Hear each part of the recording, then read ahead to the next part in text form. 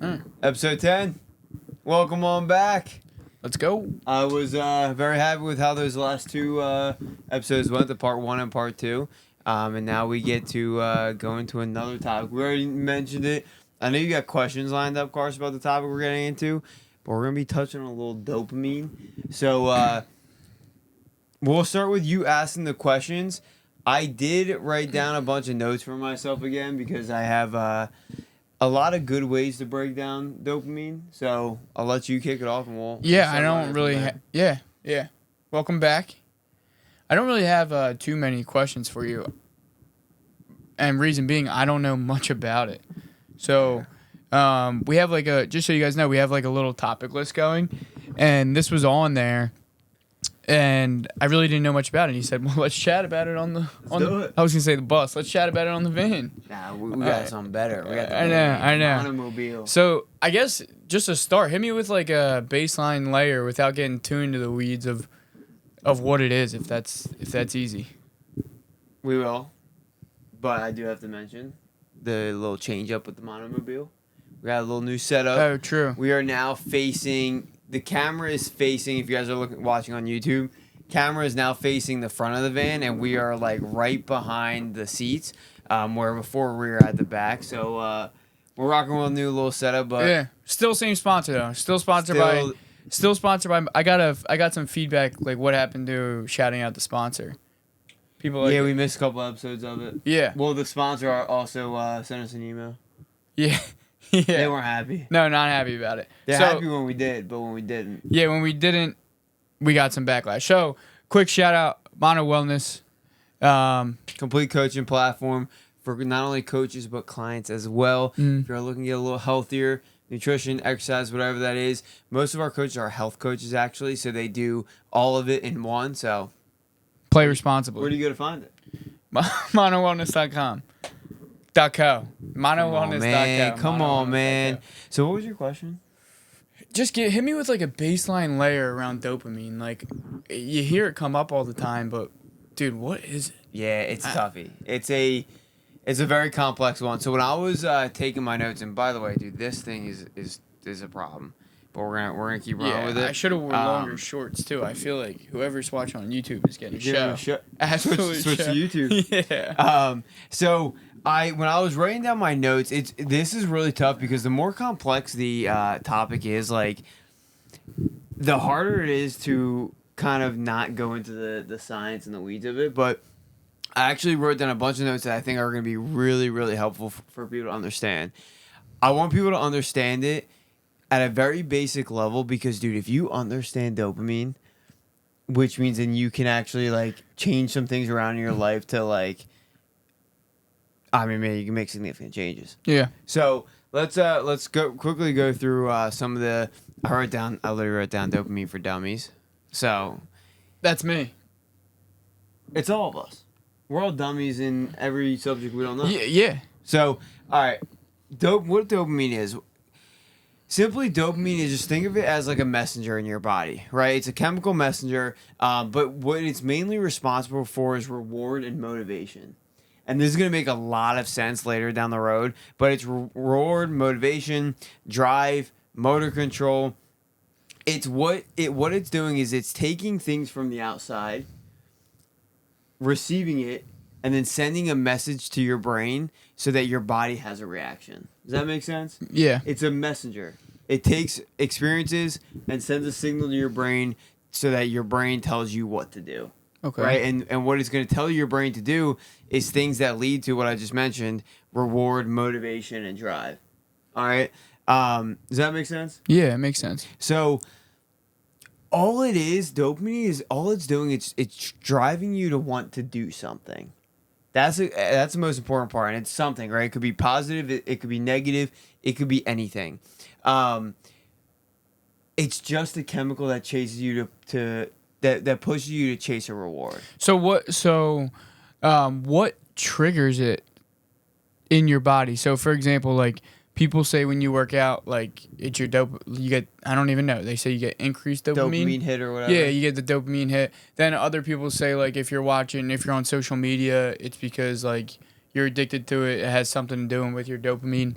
Like what what actions cause it to? I guess is it rise? Like does it? Okay. Does your dopamine does it increase or decrease, or is it more like it triggers what? Yeah, great question. So there is a high and a low to dopamine, and this kind of goes into some of the management of it, but that's the biggest piece is when we are having that feeling of like we want something, right? Whether it's like fast food, like we have a food craving, or we have like scrolling on social media, right? Okay. When we have that craving, that means we are peaking in dopamine, right? So that chemical signal to our brain is at its all-time max. It's sending that signal saying, hey, I want you to do this. It's not making you do it. It's literally just a signal saying, hey, I want you to do this. When we follow its commands, when we listen to the message, after we get that reward, we are hit. What happens with dopamine levels is it goes up, up, up. You hit its peak. Then it significantly drops, and it drops below where you started too, right? So it has a peak, and then it has a valley. And the valley is where, the peak is where you feel, like when you do whatever the activity is that you're craving, that's the peak. You're at its peak. You have a very acute reward. And then when it crashes, that's when low motivation, low drive. That's when, so a perfect example of this is, we actually mentioned it when we were talking, what episode was that? We were talking about the guy that was chasing the Lamborghini. He eventually got it and then just sold it. Same thing, right? That was all dopamine driven, dude. He had this crazy want for this car at its peak. He got it, and then it was followed by a huge valley that caused low motivation. Just like that reward was completely gone, and then he got rid of it. So let me lay it out and tell me if I'm right. I'm sitting on the couch, my phone's next to me. I, without even thinking about it, want to grab my phone. It's probably my body's way of telling me, like, go on your phone. Or I guess it's your dopamine saying it. This is how I'm taking what you're saying. And then you go on it, right? So what is happening is my body is, without me knowing, inherently telling me, yo, grab that phone and go on social media. And then I'm going on there, and you're saying the result of that is putting me in a worse spot than I was before. Not because what we talked about last episode, the comparison, the stuff that's actually on there. It's just the actual chemical reaction to your body asking you to do something, and then like the reward or lack thereof reward is putting you in a worse spot. Yep. So did that make sense? Yeah, 100%. So where dopamine is in that scenario is it's the want to grab your phone and go on social media. Okay. Right? That's the trigger. The action is just you following that want because you think there's a reward on the other end. Right? And the biggest thing with dopamine is that there's so you do get inherently a reward for like the first 2 seconds that you're on there? No matter what it is, when you listen to the message from dopamine, it's reward. Which is good.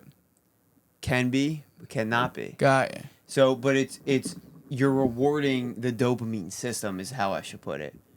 Because dopamine wants you to do what it's telling you to do. So if you were to say it, it's not a negative or a positive. It just is. Dopamine doesn't discriminate. Gotcha. So it can be negative. Too. Absolutely.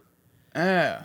Right. So, and I know we'll get into this, but I want to. So the analogy, I want to go back to the phone thing because it's actually an analogy I want to use. Dopamine is, and don't think about it in your scenario. Think about just in general. Dopamine can be thought of as like your phone notification.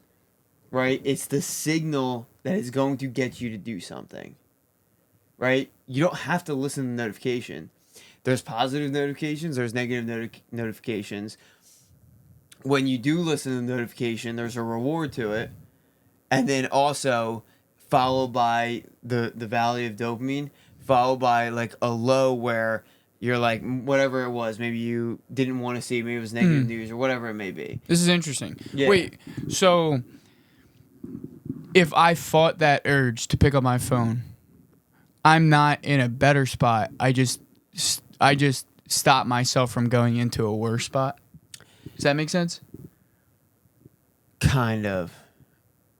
Like, I'm not by fighting the urge to pick up my phone, I'm not necessarily like enhancing anything in my body, but I'm not getting that dump that I would have had to go lower in levels than I was before. Yeah, okay. So this is good.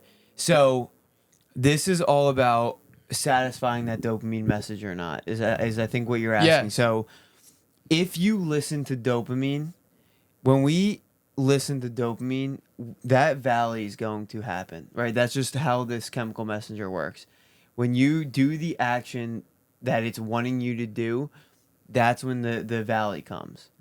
If you can ignore dopamine, again, positive or negative, whatever it is, nothing's going to happen, right? You're not going to have that significant valley, that significant drop, which means you're not going to have that low motivation, low drive, or whatever it is. So let's actually use a good example of this. Let's use a positive example and a negative example. Yeah, we're being negative. So, no, I want to use both of them to kind of paint the picture. Let's start with negative so we can end on positive. Okay. Positive guy. I always like ending on a positive note. So negative. Addiction, right? To any kind of substance. This is such That's a all example. dopamine driven. We're actually going to be talking about it next episode about nicotine. Yeah. So we might as well use this as an example. But this goes to any drug, anything that we're addicted to. We can be addicted to negative things, and we be addicted to positive things. And I'll actually use a positive addiction to when we talk about that. So nicotine or any drug, when your body's telling you or craving a hit of the vape, is because dopamine's at its absolute peak, right? Then you hit the pen or you put in the Zyn or whatever, and then dopamine significantly drops because you did what it wants you to do. Right. So it's not going to keep. That's why you don't want it right after again, right? So then it's going to drop again. A lot of times, especially with like heavy drugs, they go right into a low. Where it's like they want it, and then when they do it, they don't even enjoy it. They don't even like it. And that's honestly what addiction is. Addiction is doing something that your body's telling you that it wants, but after you do it, you don't want it. And you knew you didn't want it actually before, but you couldn't not listen to the signal. Does that make sense? Yeah, perfect. You can kind of think about things that you are addicted to. Yeah. So, and there's so many different things that we are addicted to, and there's different levels, but that's what it basically is, right? Negative or positive. In this case, negative. We're using nicotine as an example. When people take a hit, it's because dopamine was like, "Yo, I want a hit. Give me something." You take a hit when it's at its peak, it drops down, which means you don't want to hit again in that moment, but then it's gonna go right back up because then it wants another hit. This is gonna sound so dumb. Never. It is. So when like people who are addicts and their body gives them that like itch and they go through withdrawal and stuff like that, is the primary source of that dopamine driven or no? Your body becomes. Is it actually Withdrawal? That's all dopamine? So there's two things with this, right?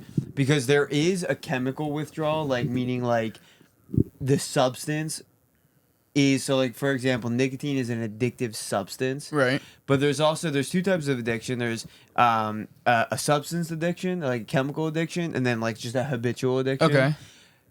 Cigarettes, right? Like those are actually chemically addictive. Right. So when it comes to withdrawal, they're actually like chemically withdrawing as well from the actual substance, but a lot of it is dopamine withdrawal. And this is a good example where something like marijuana is a good example. Like the research isn't like clear if there's a chemical addiction. Marijuana is a very, very heavy habitual addiction. So there is a withdrawal with marijuana, but it seems to be dopamine related, habitually related. Gotcha. Right? So it's not a chemical change in your body. Think about this. Yeah, most people smoke at the end of the night before they go to bed. Right. So when the nighttime comes, they're in that habit of doing smoking and whatever. So that withdrawal is going to be that they're going to have to ignore that insane dopamine peak. Because when you don't listen to dopamine, it ain't going to be nice to you. Gotcha. You know what I mean? So does that Makes sense, so yeah. I want to, let's go to the positive one real quick. Because let's talk about a positive addiction. This is actually something that I've noticed a lot, and it is a good thing. There's negatives too, but it's a good thing where you see a lot of people who struggle with addiction, like negative addictions to drugs, alcohol, whatever it may be. how many people do you know that actually switch that to like now they're crazy into exercise or lifting weights or their nutrition? A lot of people in the health space, and I only know this just from just being in the health space, they switch their addiction just to something positive. So it's they were addicted to drugs or alcohol or something because they kept satisfying that dopamine, but then they switch it over to a positive activity. It's the same dopamine. It's the same peak. It's just a different response. This might be a little bit of a deeper question. Obviously, working out is way better than drinking. Would you would characterize an addiction like that as a positive? Like, it depends. Do you get what I'm saying? Yeah, it depends because no, if you are so addicted that you're taking it to the extremes, like some of these, like there's a ultra Ironman dude. It's like a 3-day. I mean, Ironman, listen, if it gets you to stop drinking and you got to be well, obviously it's better. Yeah. But I like characterizing an addiction in any way as good. I don't know. You would have to be absolutely insane to be at the gym nonstop for exercise to outweigh the addiction of any kind of drug or alcohol. No, I didn't mean outweighing, not outweighing. Yeah. Just like a lifestyle of like your priorities might be a little bit out of whack because you're addicted 100%. To going to the gym. Bro, I'll get a little vulnerable. There was a point in my life where I was completely, I still say I am addicted to exercise and nutrition, but there was a point where it was too much. Like, it was affecting the people around me. It was affecting my relationships. And I was able to kind of recognize that. Right. Like, it didn't always match up with your priorities. Right. Now, luckily, it wasn't like I didn't have that switch to being addicted to one thing. Like, I just became addicted to the healthy lifestyle. But I think it's just, look, if you go from one extreme, drugs and alcohol, to another extreme, physical activity, eventually people will find the balance. Yeah. Right? I mean, you're taking the one over the other. Yeah, exactly. 10 times out of 10. But, dude, the crazy part about that is it's the same dopamine. It's not like we're not shifting. Yeah. We're not changing the dopamine. It's just the action of what you're doing. Right. Yeah, exactly. Which is kind of crazy. How you are satisfying that message. Okay, so here's a thing. Not to get too into science on it, but like, how do we control this for how do we control the dopamine in our body for the outcomes that we want? Like, almost manipulate it. Yeah. So it's all about what we are satisfied, how we are listening to that signal and then responding to that signal. So we can all significantly change our lives, but change our drive, motivation, reward by understanding when the dopamine signal is at its peak and then knowing what to answer it with. So okay. Talk me through something. So let's use food as an example because everyone struggles with this. Okay. People assume that they're craving that sugar at the end of the night, right? They're craving that Snickers bar. They're craving whatever that treat is. Why'd you do that? Snickers bars was my favorite growing up, dude, and I haven't had one in Number one? years. Number one. Number two was probably Reese's, but number one. You got real quick. You got Kit Kat on that list or no? I like them. You ever have the Take 5 with the pretzel? I've had it, but I forget what. If it has pretzel, 100%. If it's chocolate and pretzel, 100%. Peanut juice, we might have to do a list. If it's chocolate, pretzel, and peanut, 100%. I love that. I think it is. Because First Form actually has a bar that's chocolate peanut butter pretzel. It's so good. Not to get off the wellness space, but I would love to hear your guys' top 3. Me and my family have the debate all the time. Or just candy in general? Yeah, but stay away from like Sour Patch Kids and stuff like give me a chocolate, like a bar, like a chocolate bar. Snickers, I would assume Reese's in there, and is that not? We're not counting that as a. No, you had your strictly bar. What do you? You said bar, so I didn't know if. No, Reese's counts. Reese's counts. Yeah. So like just candies. Yeah. But like a chocolate source candy, not sweet. I need to see a full picture. So I know because you'll forget something. Miss one. But Snickers is one. Snickers is one. Reese's. I like Snickers. 3, honestly, dude, is probably just a milk chocolate Hershey bar. Nice. No almonds. Nah.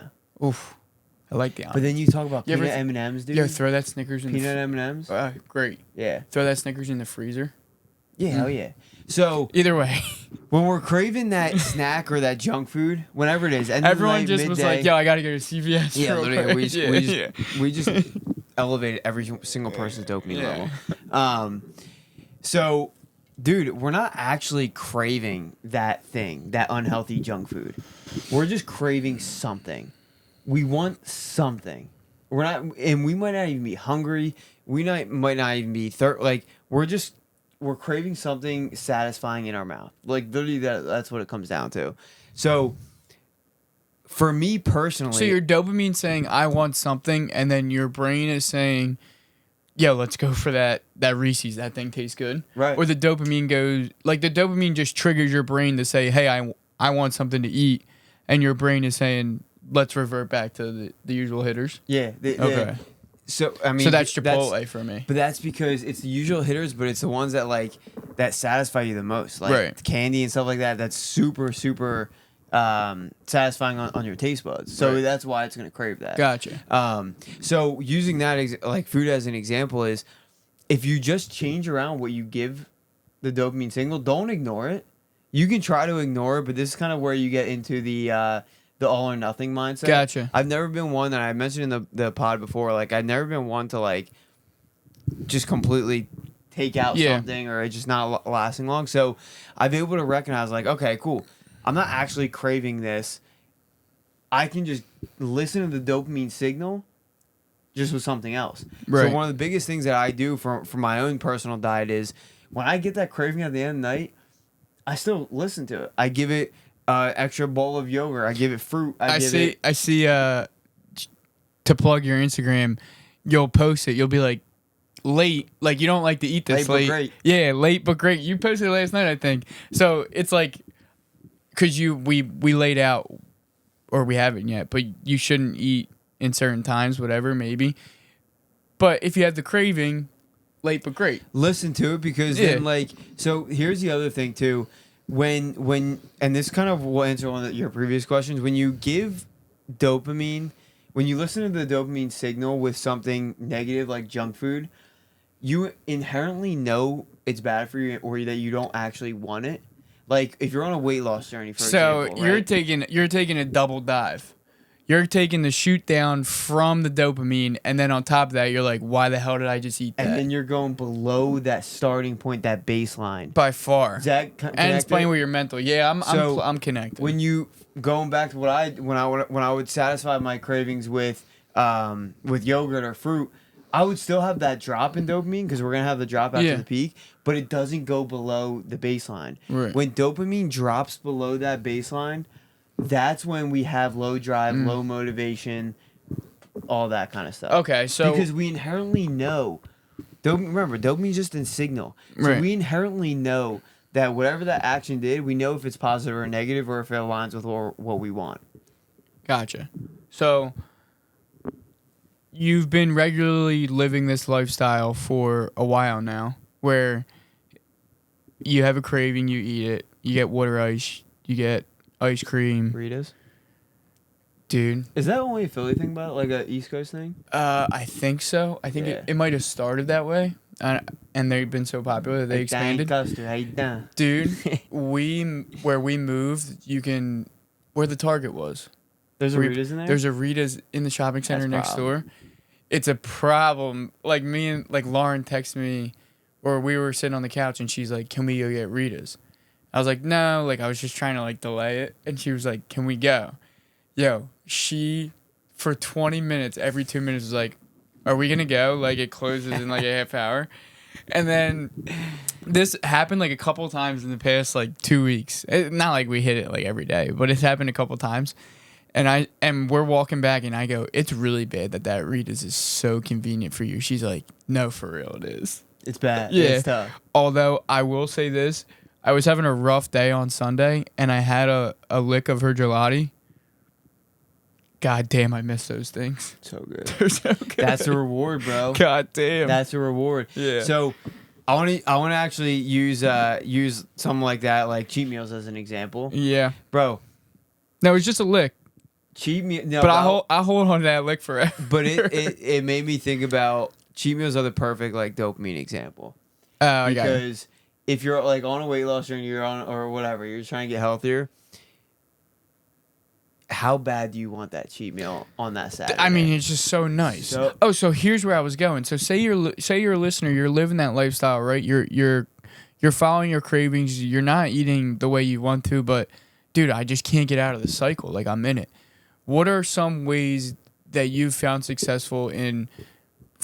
I know you said substitute with those urges, like lean into those urges, just substitute what you're having. Have you specific examples that have worked for you? Like specific substitutes, you mean, or just like how I was able to just get out of that trap? Just like because like it's easy to substitute for like 2 days. Yeah, okay. And then like revert back. Like once you have one thing, you're like, all right, I was good for a little bit. But like, how do you string along that success of like, hey, instead of getting the water ice, I'll get a protein bar. I know it's like might not be the best, but it's better or something. And stringing that along to change your lifestyle. Yeah. All right. Cheat meals is a perfect way to answer this question because what I did in like the first 2 years is I didn't take out cheat meals at all. Like actually we talked about this on a previous pod. Dude, there was nothing I look forward to more than actually the cheat day on Saturdays. And what ended up happening was my cheat. Oh, we did talk about this because I was talking about the unlimited sushi. Dude. Yeah.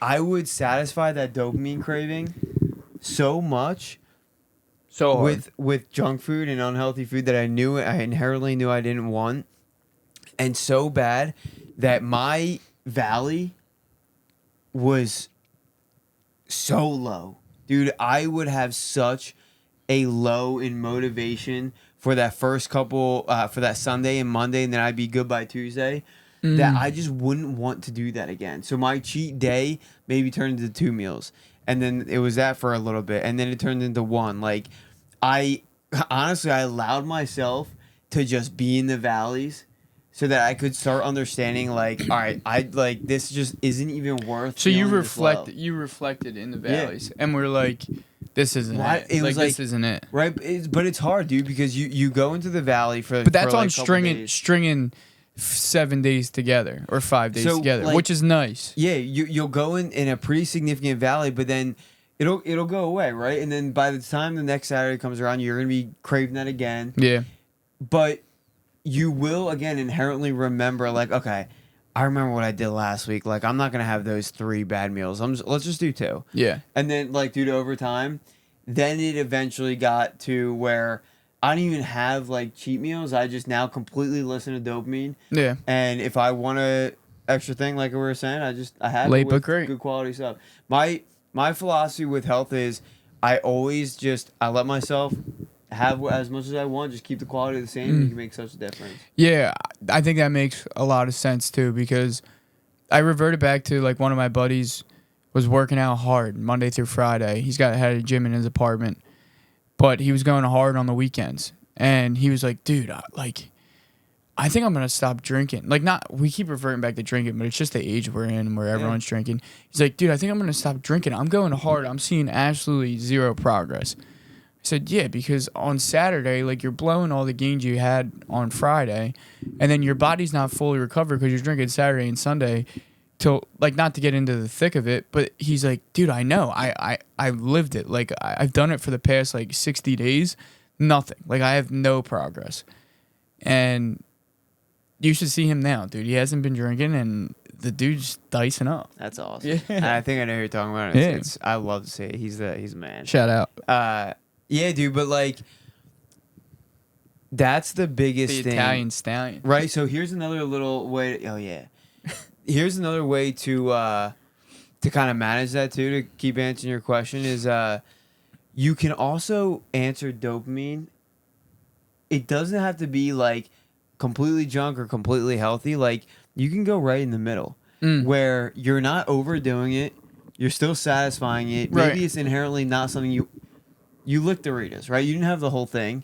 You licked it. You were satisfied. I had the urge. But was it followed by a crazy low? Like, damn, why did I do that? Nah, because I knew it was so, like, little. I did have, like, the thought, like, you didn't need to do that. Yeah. But because it was just, like, a lick, I was like, that did not. Like, I'll burn that off so fast. So I want to talk about reward. with dopamine because this will be kind of going off of like the levels we just kind of laid out. Mm-hmm. So what's crazy with dopamine is that the reward we receive, the more we know it's inherently bad for us, the quicker the reward is, but the shorter the reward is.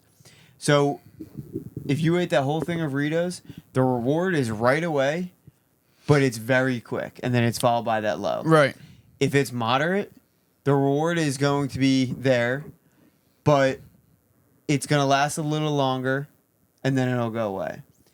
The reward when you satisfy dopamine with something healthy that you know is good for you, it's there. It might not be there in the moment because you have to make a tough decision, but it's there after, like the morning after. I was right? going to say, like, not to get into the thick of it, but why do I feel good after I work out? So that's a little different. But I mean, it's but not. But why am I, like, when I feed it, like, I get, because I want to go work out, I'll go work out. And then, why do I mentally feel so good? I guess there's a bunch of different benefits. I think a lot of times what it comes down to is when you basically, and this goes into like doing hard things and stuff, doing things you don't want to do. When you do those kind of things, it's because you're doing what you inherently know is good. Yeah, I guess right. So like, it might not be that actual chemical thing, but it's just in your head. Right. Your mind knows you got something good done today. So when you listen to dopamine with a healthy thing that you know is inherently good for you, you're gonna feel the reward later. Perfect example. Again, I keep going back to the late night snacks, but this is just such an easy example. If you don't have the Snickers bar and you do have the yogurt, you're gonna be so happy the next morning. If you have the Snickers, you're gonna be pissed the next morning. Why did I do that? Same thing with like alcohol. I've had the nicotine, regret. Right? How much regret do we have that right away when we wake up? We're like, damn, I shouldn't have done that. But then when you do the health thing, you're like, oh, I'm so happy I did that. Yeah, had it on Sunday. Keep the end in mind. Yeah, delayed gratification. That's the biggest thing. Yeah. Yo, so all right, dopamine with shopping. That's a great example, right? Amazon and okay, this is another thing that I wanted to mention. So I'm happy you brought this up. Is I didn't say it. No, you just got my mind on the shopping thing. I call it the Amazon effect. You said delayed gratification. I go through this delayed gratification versus instant gratification thing. I was going to say I didn't bring up shopping. No, it just triggered in my head. Because when I talk about instant gratification, I call it the Amazon effect. I don't know if I heard it from somewhere, but it's the fact that we want something so quick because we get that instant reward. We're satisfying that dopamine want right away. We get that instant reward, and then sometimes we regret that purchase. I've been there. Those Instagram ads, man. With delayed gratification, we're still satisfying dopamine. It's delayed, which leads to that actual real reward that we want. You ever order something offline, like on Instagram or whatever, and was so excited when you ordered it, and then like forgot about it, and then it came in, and you were like, whatever. No, but I get so got by these Instagrams. I order hats like they're going out of style. So I'll order like an Instagram ad for a hat. Well, I'll get one tonight now that I talk around my phone about a hat. But they throw up some sick hats, and I'll literally buy it, and I'll be so excited, and then just forget. And my dad will, because my shipping address is still always like my parents' house. Like, you got a package. I'm like, I'll pick it up whenever. Like, just leave me alone. Yeah. Like, and then you see the bank account hit like $35. It's like, fuck. That is literally the price of every hat. I That's know. the price of these hats. Yeah. Why are they always that? It's like they must have found the right spot where it's like it's just enough. Yeah. Cause, fucking A, you guys are good at what you do. Who? You? Who's you? You said $35 for your hat. You're just like every one of them. Oh, I'm looped in now? You're looped in, man. If I see an Instagram ad for Mano Wellness tonight, yeah. If you do, you won't, because I know it's actually funny because we're working on this right now for paid advertising. It's a paid advertising thing. You won't because I haven't set it up, but when I do. But I'm going to DM you. You know there'll be a hat on there tonight. Oh, 100%. Yeah. Dude, something came up. I was talking to someone about something like some stupid software, and then I got an ad for it on Instagram. I'm like, why am I seeing this on Instagram? It's a web software. It's crazy. So They're dialed. Those advertisements are dialed. Whoever's behind that is very good at what they do. you know what's funny? My cousin does it. Yeah, and he listens to the pod. Yeah, shout out. What's his name? Or you don't want to give him Chris. Chris, shout out to you, bro. He These people, they're just scientific with their their ads. I think that's what it is. He was helping me out with the paid ad stuff, and it's so fascinating. I'm so excited. Either way, You know what I'm doing paid ads for? I don't know. Mano Wellness.co. Our sponsor. Our sponsor. We're lucky to be sponsored by them. We are. We are. Any other questions on dopamine? There's so many different things that we can get into because dopamine really touches on everything. I don't have any specifics really, but I was lost coming into here when you wanted to talk about it, and I'm happy we did. I got a lot of answers, and also like one of my main things was I knew there was a negative side to it, and I really wanted to pull away like how do I manipulate it so that I don't have those negative effects of dopamine, and that's really what I wanted to come away with. So can I put you on the spot? Yeah, you can. You can always put me on the spot. I want you to think about what we just talked about, and like kind of what you now understand, and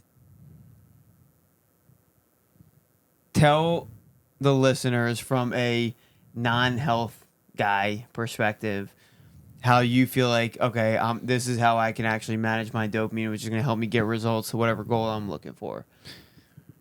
It's going to be substitution for those cravings. Honestly, knowing where those cravings are even coming from and identifying it, because I don't really think of cravings. Like, I'll just go do something. Yeah. I'll just go pick up my phone. I found that personally when I'm able to identify like, oh, that's why this is happening, I can then like do my actions around that. So instead of like, I know what's going to happen. My phone's going to be sitting there on the couch tonight, and I'm going to look at it, and instead of picking it up, I'm going to be like, I know what's happening now, and I'm not going to pick it up. Dude, so I think that knowing exactly what's going on is going to help me personally on, hey, this is why it's your mind's telling you to do this. You don't have to. And it's actually going to be better if you don't. And then substitution, not that I eat like crazy bad, but substitution's going to be good on there too. I eat Chipotle way too much. So I love Chipotle. If I'm traveling, I'll try to find a Chipotle. Yeah, I think that's my Reese's cup. It's better than a Reese's or Snickers bar. That's my Snickers. It's bar. better than both. Yeah, but it's not better for my wallet. So right. Yeah. So dude, I think that's so good. I think what I want to emphasize out of that point is I think you now understand that dopamine's just a messenger. Yeah, it's not a positive or negative, and it's just understanding what it is. You can not trick yourself, but you can. You kind of are in a way. Yeah. Yeah. It's like an internal battle. Yeah. It's like, yo, go do this. No, I'm not going to do that. I just want to close out, I want to give a very brief like overview of how like I think of this, right? Yeah, do it. Go ahead, because I'm not. So, and I hope this helps, but all right. Dopamine signal hits, right? It causes you to want something. Dopamine's at its absolute peak, right? And then what you satisfy that dopamine peak with is going to determine how much it drops after. It's going to drop how much it's going to drop. Just a quick question that popped up. I feel I've identified that I get a lot of cravings when I'm bored.